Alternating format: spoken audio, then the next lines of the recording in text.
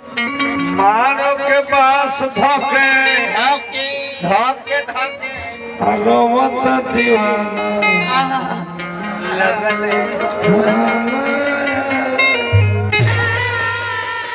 साफ गहुआ पार लबे हे अरे मानो के पास धोके रोवत दीवाना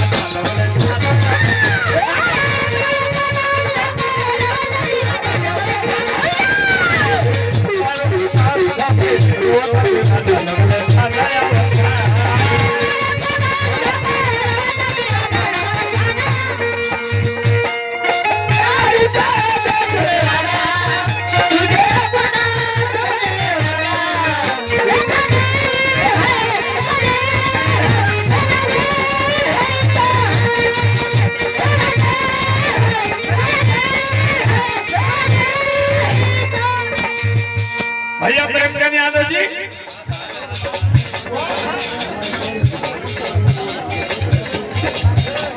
पूर्व विधानसभा सदस्य खैर विधानसभा महासचिव के पद मिल गई बा प्रेमचंद भैया के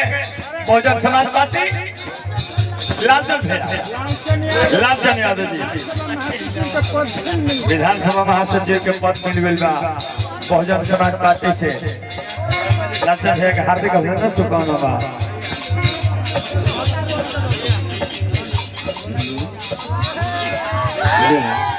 हमारा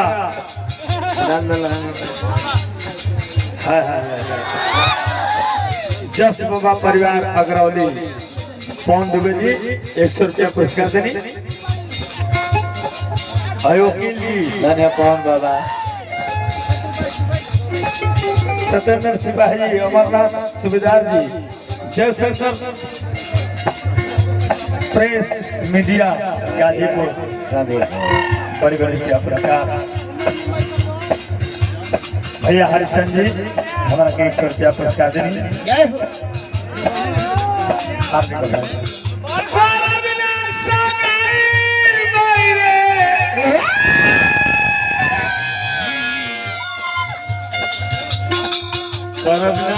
सगाई सगाई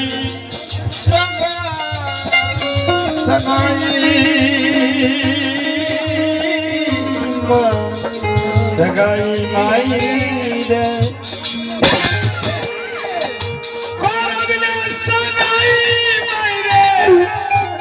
अरे देखी जमाना लगले नया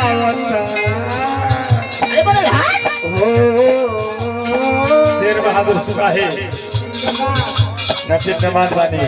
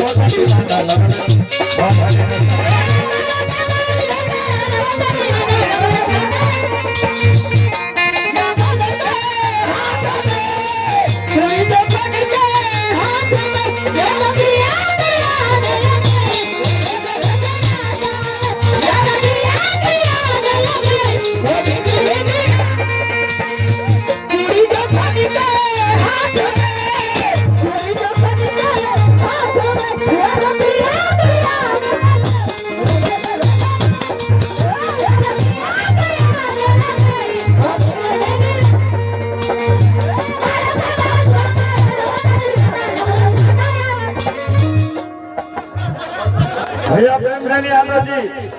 ग्राम पंचायत बने जी 100 रुपया पुरस्कार देनी बड़ी बड़ी रुपया पुरस्कार हमारा प्रमोद यादव जी हमारा हंसल बाबू के शिष्य वाला अरे बाबू बड़े बड़े रुपया पुरस्कार देने हार्दिक हमारा नचनिया बड़ी का नाम होता है स्वीटी नाम हो स्वीटी हमारे के 51 रुपया पुरस्कार देते हैं का कर्मदार ही मुझ सिलवा के जब 12 महीना मिलता तो तू हीरोइन बनत रह का करवा चिकनिया के मुझे ले बड़ा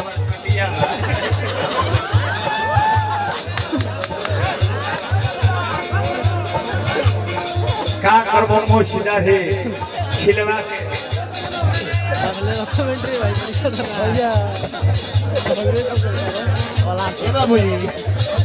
हाँ हाँ ए राजा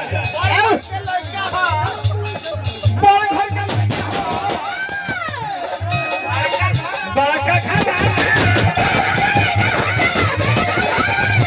बहुत हल्का लड़का है बड़का घराना रात भर गोली चली आगे सभी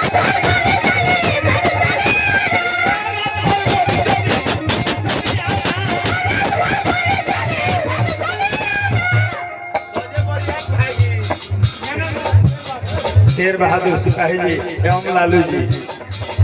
बड़े बड़े क्या पुरस्कार देंगे